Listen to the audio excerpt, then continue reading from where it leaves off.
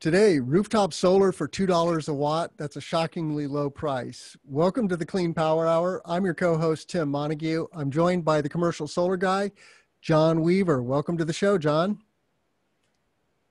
Hey, Tim, I agree. It's definitely a shocking low price, and I'm doing all right. How are you doing today? Having a great day. I just did a recording with Vote Solar, which I'm super pumped for. There's so much going on in the Midwest, and both Will Kenworthy and John Delury coming on the show. So our listeners can look for that content to drop shortly. But let's get into this rooftop solar. Yeah. One of the mantras we have in rooftop residential solar is that it costs generally at least $3 a watt, no matter where you go. And now Tesla is breaking down that wall.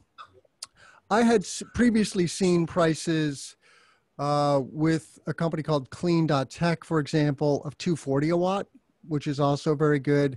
I've heard anecdotal evidence here in Central Illinois of some installers from Michigan doing solar. These are like 10 kW projects for $225 a watt.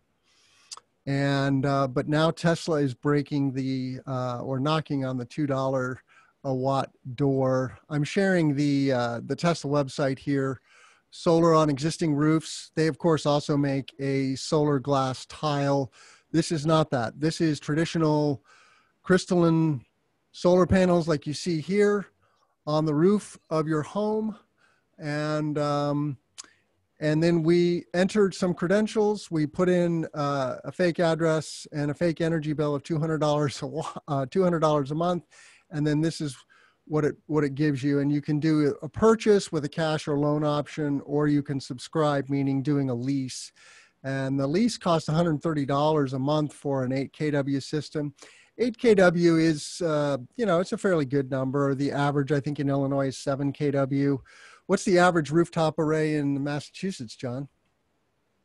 I don't know the average in Mass, but I know that the average national number is also very close to 7 kW. Yeah. So Tesla is famous for their sleight of hand. The story about this says $1.54 a watt, but that is including the ITC, as you and I were discussing in the pre-show. The investment tax credit is 26% currently. So that's a very generous cash-like incentive. If you have a tax liability, you can knock 26% off the price of your solar array, which is really helpful for the ROI. And, here in Illinois, we have a 6-year payback for residential solar approximately. In California, it's a little longer, maybe 8 to 10, although now Tesla is saying this is a 6-year payback, I think. What do you make of Tesla's offering? This is the future, and everybody else needs to catch up. And it's going to take more work though than just saying, "Hey, we're going to lower our price." For instance, my company, 90% of my work is commercial. However, this spring we hired a gentleman to run the residential department. His name is Adam Gent.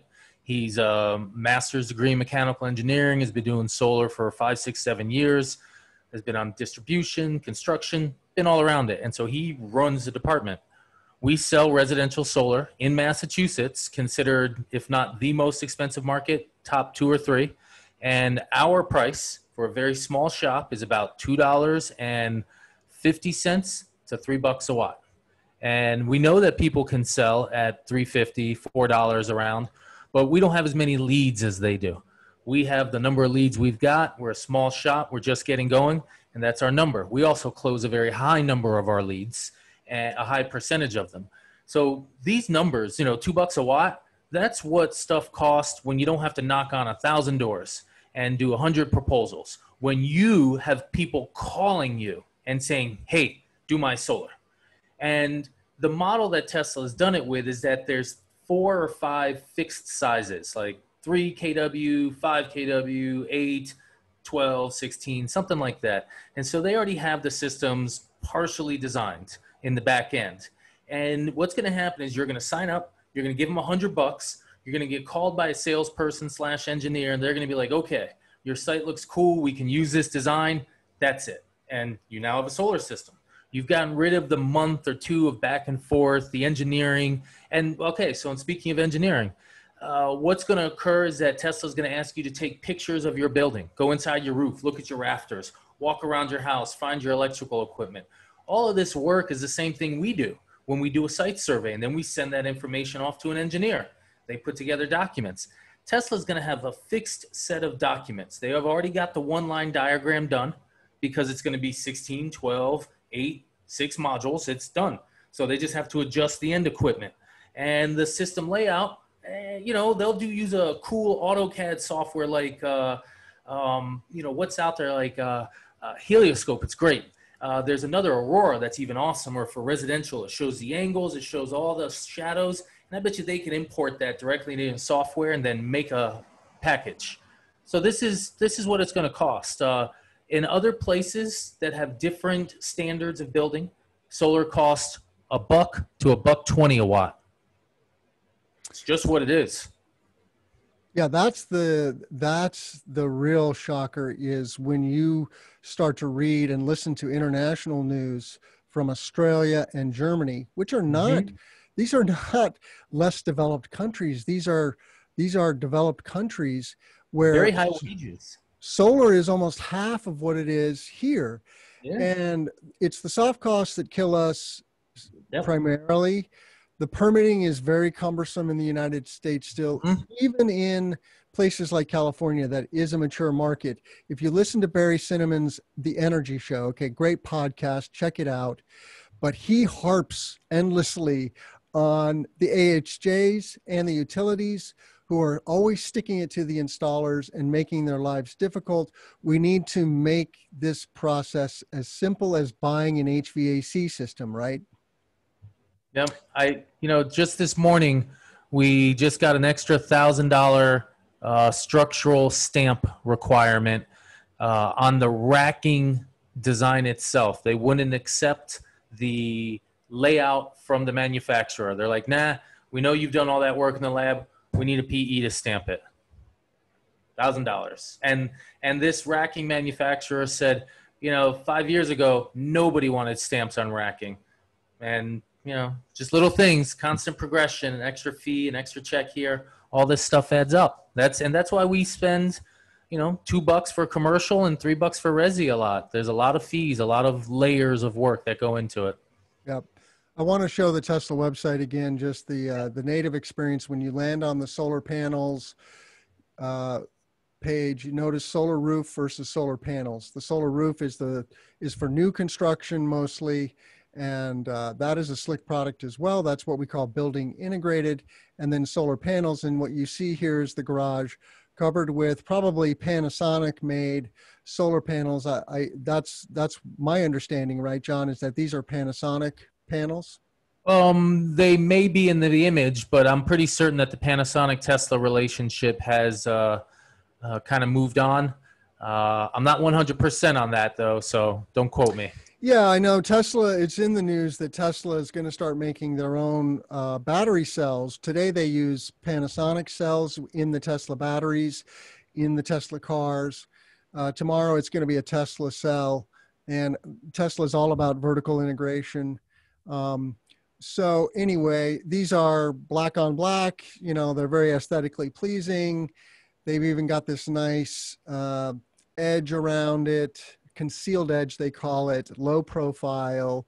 And yeah, it's a very beautiful product. Here's the power wall. They would gladly sell you a power wall and or two, right? If you want resiliency, if you want to be able to go off grid for a couple of days because you're in a rolling blackout or power outage for whatever reason, you need more than one Powerwall in all likelihood.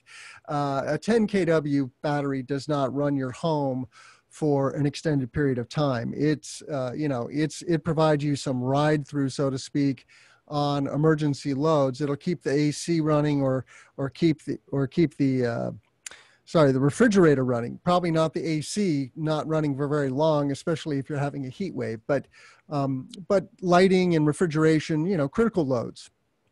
So anyway, Tesla does it right though with their website.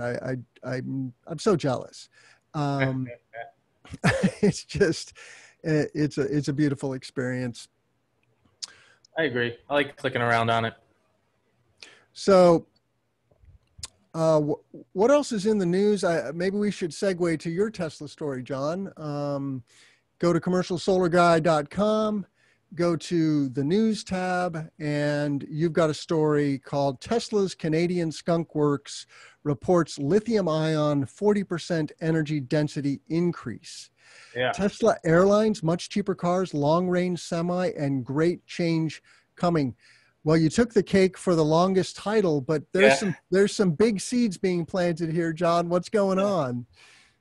So, Tesla, of course, is they're the leading car guy, but EV developer. But over and over, I hear that they are literally the leading battery research group globally. I hear this from very smart people, and over the last year, there's been a new development that's slowly been picking up, and it's this next generation of battery technologies, and some of them are coming to the market soon. Some of them are coming to the market a little further. The specific 40% increase that's in this article might be a little further out before it comes. Musk suggested 3 to 4 years in a text that he put out recently. But concurrently, this battery, per the researchers, has a density of 400 kilowatts per kilogram.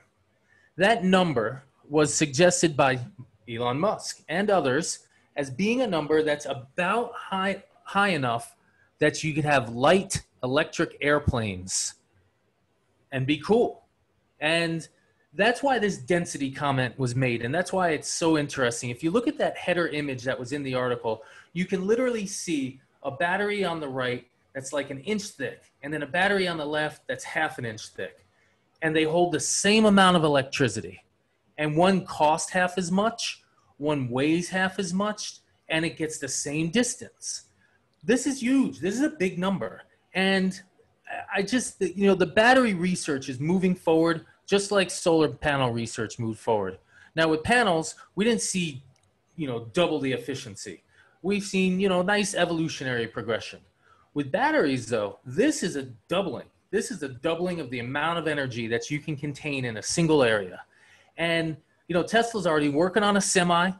They're already working on a cheaper car in China made out of a different battery type. They're working on a 1,000,000-mile battery. And you're going to hear more about this soon, they're working on their Roadrunner battery project. And this Roadrunner project is actually getting its own factory. And it might have a terawatt-hour battery or terawatt-hour factory. 1 terawatt-hour worth of batteries a year. They were talking about the Gigafactory. That was the thing. The Gigafactory is so 2018. It's 2020. There's a Terafactory being built. And all of these things coming together is what made me want to write this article because, the research in and of itself, it's cool. It's another piece of research. Research is always coming out. And this product, it's still very young. It can only handle 200 cycles. But within 2 years, your battery technology, I think, is going to be fundamentally different. And I think we need to kind of let go of what we think are the rules in the world right now for batteries and just recognize that there could be some fundamentally different things coming that just, like batteries built into the structure of your car, batteries built into the wings and the body of the airplane. So the complete tube is empty, there's going to be some change. And so people that are saying yay or nay and, oh, that's never going to happen or batteries will never fly, energy density. Well, you know what? You guys are wrong. Things are going to happen and you're not going to know and you're not going to always be right when you say they're wrong. And if you go to the bottom of that article, I have a list of like 5 or 6 people who were just wrong. And it's like one person's like, there will never be air flight. And it's like Lord Kelvin. And it's like 2 years before the Wright brothers. It's like the guy who ran Europe's science. Lord Kelvin himself said there will never be air flight. Well, buddy, you got that one wrong. And so I just, I want to push people and say, no, you're wrong. You don't know jack. We're too early in this game. We're so early. The world is going to change 3 more times before we figure it out. So I really liked writing that article. It was fun. I love that quote. I think there is a world market for maybe 5 computers. Thomas Watson, chairman of IBM, Watson. 1943. I mean, they named, Watson. yeah, Yeah. the smartest computer on the planet is named after this guy. Yep. Yep. And oh, so wrong. We're not very good at predicting what humans can achieve in the long run. I love the chart that you show, which shows the tipping point basically being 2025, when the capacity of these batteries gets so great that it's a disruption. 2025 is right around the corner, man. Yeah, dude. It's amazing how quickly 5 years goes by. We're now 4. We're almost 3/4 the way through 2020. But I also then flashed on the screen the announcement. I'll put it up again because this is a big one. On September 22nd is Tesla Battery Day. It's also their annual meeting for their shareholders. So they're going to hold their annual meeting at 1:30 Pacific time on September 22nd, and then they're hosting Battery Day. And there's a lot of speculation about what's coming out, right? Because they bought Maxwell Technologies a few years ago, which has some breakthrough capacitor technology. Capacitors are like batteries, but they charge much faster and they discharge much faster, right? And so those are super useful for like rapid acceleration, right? And that is actually a safety feature in a Tesla, right? If you need to escape a difficult situation, stepping on the gas, if you truly have a responsive athletic vehicle like a Tesla, it can save your life. Yep. So great story, John. And Tesla just keeps knocking it out of the park. What people don't understand about Tesla is that Tesla is not a car company. Tesla is a technology and energy company. And they do bring this tripartite nicely together: renewable energy, electrification of transportation, and batteries. And they're all related, right? And they do really make a big difference for society, which is Elon Musk. His sole mission in life is to protect humanity from existential threats like climate change or an asteroid strike. Okay, that's why he wants to go to Mars, because the odds of an asteroid strike are guaranteed. We've had many in the past that were catastrophic. That's why the dinosaurs went bye-bye. And if a sizable asteroid, a mile across or something, right, were to hit the Earth, it's lights out for humanity, unless we have a backup. And while Mars is not going to be a great place to live, you're going to have to live underground probably to avoid the radiation. And it's very cold, inhospitable place. The sun is much dimmer because it's further away. It's a good plan as a backup, right, in case the shit really hits the fan here. Yeah, I'm there. Musk is the visionary of our time, right?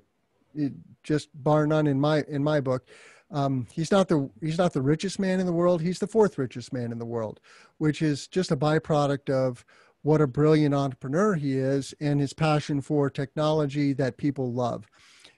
Have you ever met a more loyal car owner than a Tesla owner? No, right? Tesla owners just love their Teslas like a baby.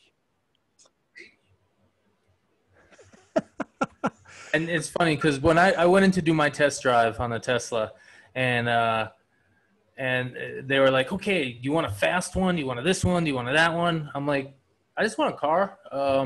But the only car I'm going to buy is a Tesla, because I just want a nice clean car, and I want Musk, who has seen to do things with this money that's pretty cool. I want him to have the chance to have the cash. And so I said, so give me a slow one, because I'm not a car guy. I just, I need a vehicle. That's it. I work. And they laughed because, yeah, we get a lot of you people. That's strange. This is one of the fastest in the world. You know this? And they're like psyching it up. I'm like, yeah, no. And that's cool. Can I have a slow one, please? Because I don't. And then when I did, I just floored it once to get on the highway. And oh my goodness, it was just like whoosh. And then it's just quiet. and you're doing 90 miles an hour, not even really noticing it. And then the person who went on the test drive with you, they remind you of it because you're just kind of cruising, and they're like, "Hey, sir, could you slow down a little?" I'm like, "Oh, pardon me, yes, ma'am."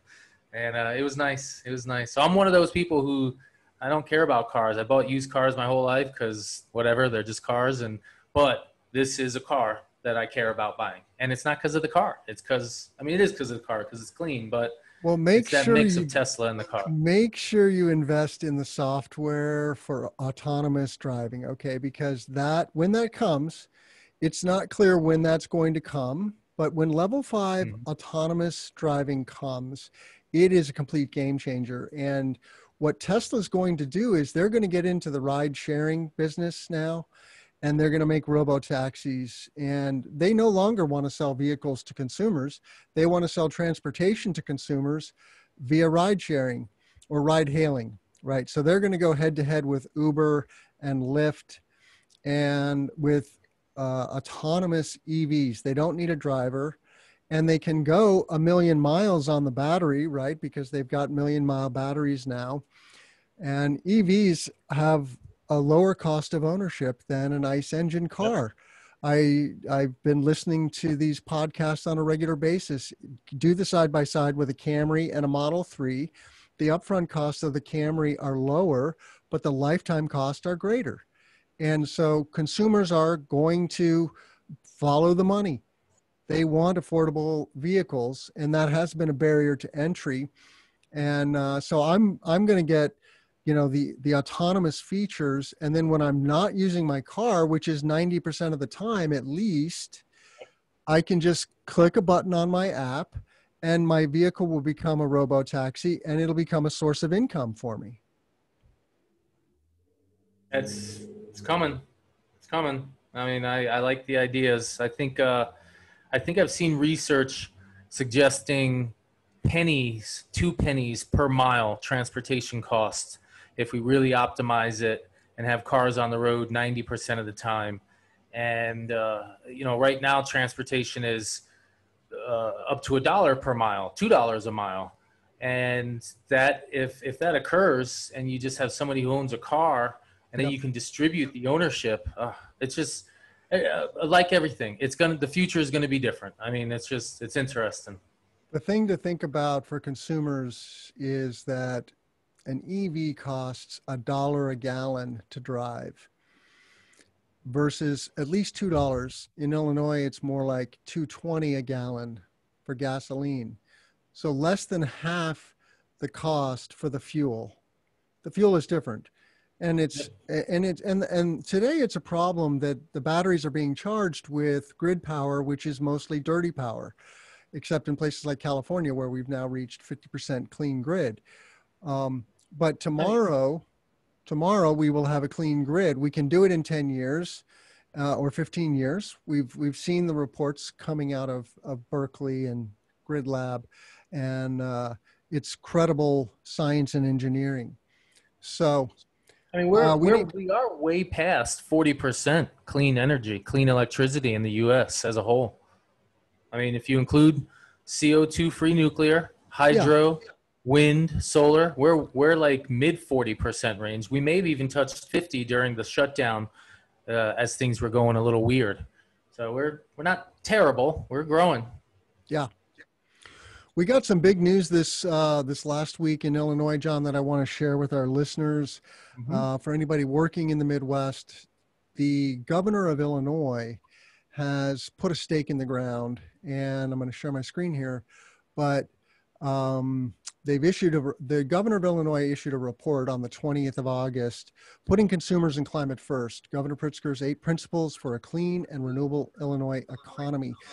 Illinois has a 25% RPS that says we'll get to 25% clean power by 2025. And while we did get some great legislation in 2016, which came into force in 2017 called FEJA, which gives us great renewable energy incentives, those incentives are not infinite, and we need additional legislation. It turns out we're only at 7% clean grid right now, John, and we're not going to get to 25 by 25 by all parties' assessments. So we need additional legislation. Well, now put the state of Illinois on a path towards 100% clean energy by 2050. Okay, so we're jumping in that 100% RPS pool. There's over 100 cities and states that have done this. We're not a leader yet, but this is the game that we are going to play in. And he also calls out EVs. He wants to be a leader in EV manufacturing and infrastructure. We do have Rivian in the state of Illinois. Their main manufacturing plant is in central Illinois in Bloomington Normal, home of Illinois State University. So Illinois does stand poised to become a leader in solar and EVs if we play our cards right. And this is a great step in the right direction. It will probably take a couple of years for new legislation to trickle into actual incentives for construction work. So it might be 2022 before we have a new boom. We're just finishing off a boom, 3-year boom, and we're about to go bust for a year or two. So, but that's the solar coaster that we all ride in this industry. How have you managed to weather the solar coaster, John? Well, I mean, I got laid off from one company as Massachusetts went from 400 megawatts of C&I down to 100. And then I started my own company. And a key detail is that I'm doing my best to spread my footprint outside of one state. And so by being in 3, 4, 5 states and then having some residential in addition to commercial, as well offering consulting services and development services, I've been able to separate myself from any single revenue stream or working toward it. I still need all of them to build a whole that's viable. But if any one of them dropped, probably be okay. So that's because that solar coaster scares me because I've dealt with it in the past. In Florida, twice, I stopped solar after the marketplace fundamentally changed. And I shifted what I was doing from residential to a different pattern. And so I know that solar coaster very well. Legislation ends and the politicians are like, okay, I'm done with it. That's enough for the voting season. And it's all right. Let's go on to the next whatever thing. So it's a dance. It's definitely a dance. Yep. It is a dance. We are trying to figure out how to weather the storm, the calm between storms, I guess. This year was a wonderful year. We haven't wrapped up construction. Of course, we've got several more months of construction and, we're going to do about 30 megawatts this year. We did 17 last year. And that's this exactly because of FEJA and especially all the community solar that we're getting. We're getting 111 2-megawatt community solar projects thanks to FEJA. So I'm grateful. I don't mean to be dismissive at all or to trivialize that. FEJA was huge, but we clearly need to set our sights on bigger goals as a species because of the existential threat of climate change. And because we can. Illinois is a large state. We're an influential state, and there's no reason why we can't get in the game that Massachusetts and New York and California and Wisconsin and New Mexico and Hawaii, so many states, right, have either greater or 100% RPSs. So it's a worthy goal, and we're gonna grab onto that. I want to segue to a story about 800-watt solar panels, John. I thought it was amazing that they were approaching 600 watts. Today we're installing the high 300s. We're installing a lot of 380s, 390s, even some 400-watt panels this summer. And we still haven't done any bifacial modules. That, of course, is coming on strong. So JA Solar, though, had an event. I'm going to share my screen here with the gawkers looking over these products that are going to come out in 2021. We're looking at solar panels that are 7 feet long and almost 6 feet wide. Now, I made a comment on this story in PV Magazine criticizing JA Solar for stepping outside the box. The box is construction products, and I think the 4x8 footprint is a wonderful footprint because that's what a sheet of plywood or a sheet of drywall is, right? And so there's a ton of containerized infrastructure that is just ready for that footprint. So if you go outside that, I don't know. I'm not sure what they're thinking, but what are your thoughts about 800-watt solar panels? So I've been following this, of course, because, the headlines are great, and, seeing big modules is sweet. So I actually wrote, and I put this on the document right now, an article on the Vertex high wattage panel that came out, and this is from Trina. And in a second, scroll down in that article and check out the loading of the shipping container with the panels. And these people, what they're doing, they're looking at balance of system cost and module efficiency. And so they're looking beyond just making a module at a certain size because it's based on these solar cells. They're looking to maximize the voltages that they can get out of these strings of cells. They have half cut cell, third cut cell, and what this half cut and this cell dynamics are. In the past, we had a solar cell that was a square. You know what? I have a pile of solar cells right here. Let me show you. So this is from Merlin Solar, this product. And this is it's a thin solar product. If you have a roof that can't take a lot, Merlin Solar has a product. It's a laminate. It's a normal solar cell. This is a monocrystalline cell. It's like 19% efficiency. And historically, you would get, these big cells. They're just squares. And you put a whole bunch of them together. So you get a 60 cell module, you get a 72 cell module. And now these are like 96 cell modules. But what they're also doing is they're cutting the cells into pieces. And if you look closely at that article or the module that you had up, you can actually see that the cells are thin now. They're like 6 inches long and 1.5 inches wide. And so they're reorganizing these cells and they're figuring out what the optimal way of putting a whole bunch of cells in the panel is, while also considering balance of cost now, or balance of system cost, and like labor, like connectors, like wires. And so let's put it this way. If you get to the point where you have to have 2 people lifting up a solar panel, so you notice those white lines, they're rectangular. They're not squares. These aren't square solar cells. These are rectangular cells. So these are like half cut cells or quarter cut cells. And I'm sure if you go into it, it's probably 1/3 cut. Yeah, they're cells. third cut. There it is, third cut. And so this is 1/3 of a standard solar cell. They shave off the edge.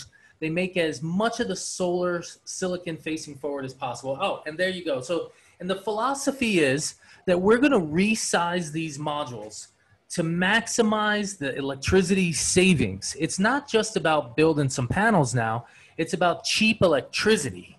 And so they have resized the panel to even fit perfectly within a standard 20 and 40-foot shipping container. I mean, they're proud of this. This was from their PDF that they put out. And they said, hey, this is a key detail. You can get more wattage in this shipping container, 600 modules, than ever before. And it's like 50, 100 modules more than before. And then if you have 2 people picking up a single panel, if they're picking up a 400-watt panel versus an 800-watt panel, you're moving twice as much wattage per step. And the weight difference, it's twice as heavy, but panels aren't really that heavy. They're bulky, they're large, they're tough to move around. They're 30, 40 pounds. The JA solar panel, John, is 90 pounds. Okay, that's a heavy panel, but for 2 people, that's just fine to carry. You got to have 2 people on the carry for sure. Yeah. I mean, we say that anyway with the 50-pound panels, we want 2 men on a panel for a variety of reasons, for the human safety factor, but also for the panel. You don't want to stress the panel. You don't want to put it on your head for sure. Yeah. You don't want to walk on it. But I see the young guys on my sites, they're strong and they're like, I got it. And we'll nudge them and be like, hey, please do get help. Just, we don't want to hurt the panel. It's funny. I always talk about the panel. I never talk about the guy because he's young. It's usually the way it is. It's just, I'm strong. I got this. So I like what they're doing. The panel solar cell sizes are changing. There's a huge amount of evolution. We just went from having solar cells that were 155 millimeters up to 212. And a 212 millimeter solar cell is the same size. It comes from the same size silicon as the international chip industry. So the chips that go into your computers, they use a 12-inch fab. And apparently that 12-inch fab is a 212 millimeter cell, and we're now moving up to that. And there's competition of which cell size and module size. So we're having a standards argument. This is the first time I've seen true utility scale modules. These are big modules for big trucks, smarter installation, bigger crews, better trained crews, and I like it. I like watching it. I have no idea what the final product's going to be. Maybe they'll just be one giant panel, and they'll stack up 40 of them in the shipping container. They'll be 40 feet long and 10 feet wide, and who knows? But it's cool to watch. No questions asked. But I mean, in that photo that you showed of the Trina, if you switch to a 6-foot wide module, you can't put two pallets side by side in a shipping container. The shipping container is 10 feet wide, isn't it? Yeah, but this isn't a 6-foot wide module. I mean, you're right. It is. It's 5.7 feet wide. Yeah. I did the math. They give the stats in millimeters, but I did the math. It's almost 6 feet, John. Well, for the Trina one, it's 2 shipping containers is 2.35 meters wide. That's the Vertex module. I'm looking at that right here. Yeah. No, Trina. I'm not arguing with the Trina approach. Oh, okay. I'm arguing with the JA Solar approach. Yeah, that's big. You're right. That's a 6'5" wide module. That's a single. Maybe they have to stack them vertical. They're still not going to fit as much wattage per module per shipping container. Oh, I forgot that. Yeah, stacking vertical. Okay, so that there's ways around that. But nonetheless, it's still not going to fit the same amount of solar panels as, say, this Vertex, which seems to be perfectly slid in there. I mean, you're right. There's going to be some wasted space. There's going to be some learning. Who's going to be right? I don't know. Yeah. A 99-pound panel, that's healthy. Yeah.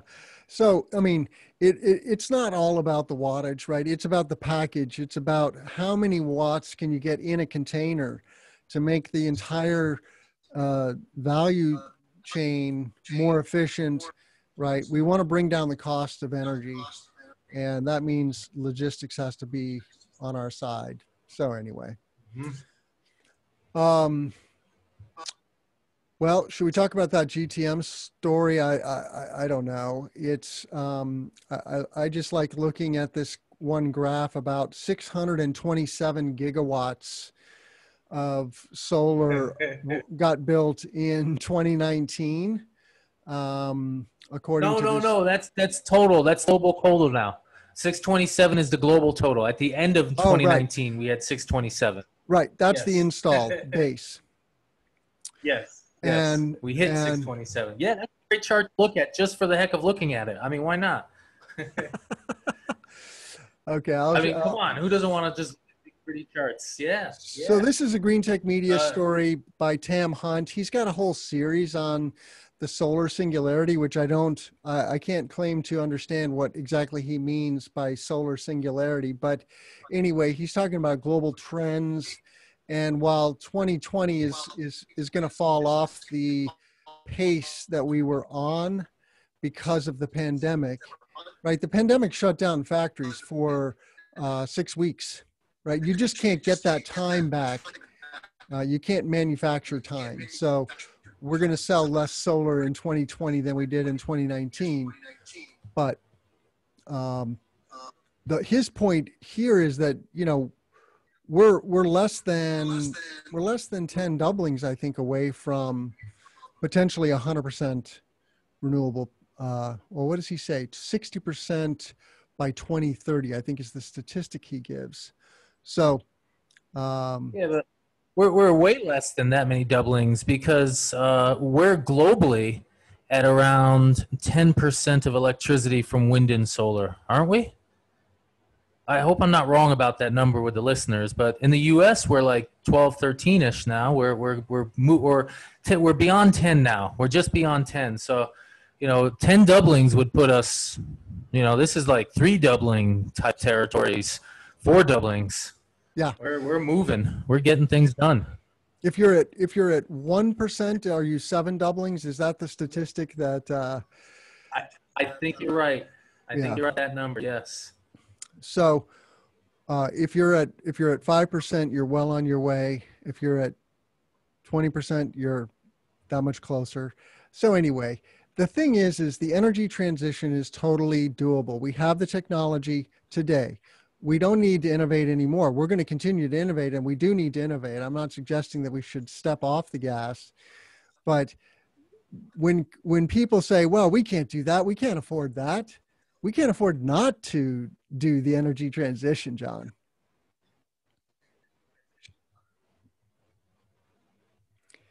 I mean, that's without a doubt. It's coming, no matter what's coming. I mean, it's part of what we're doing. This is our species action right now. Well, we're about out of time. Any other parting thoughts for our listeners? Just keep at it, keep working. There's a lot of projects coming in. You know, my company, we're trying to hire a project manager and get some investment for payroll. It's because we have people calling every single day. There's so many projects being developed. Take your time, research. There's a lot of opportunities to save money, to make your building more resilient, to make your home more resilient. A lot of good technology being deployed. It's great to watch. So if you have any questions, you know, if you're in the Midwest, call Tim. If you're in the Northeast, call me. We can help you. How can people reach you, John? Type in commercial solar guy anywhere into any search engine, and you will find me. Commercialsolarguy.com and Twitter and Instagram and LinkedIn and all those places. Wonderful. You can find me at cesnrg.com/podcast. You can also find me on Twitter, TG Montague. Thanks for listening to the Clean Power Hour. I'm your co-host, Tim Montague. Thanks for joining us, John. Have a great day.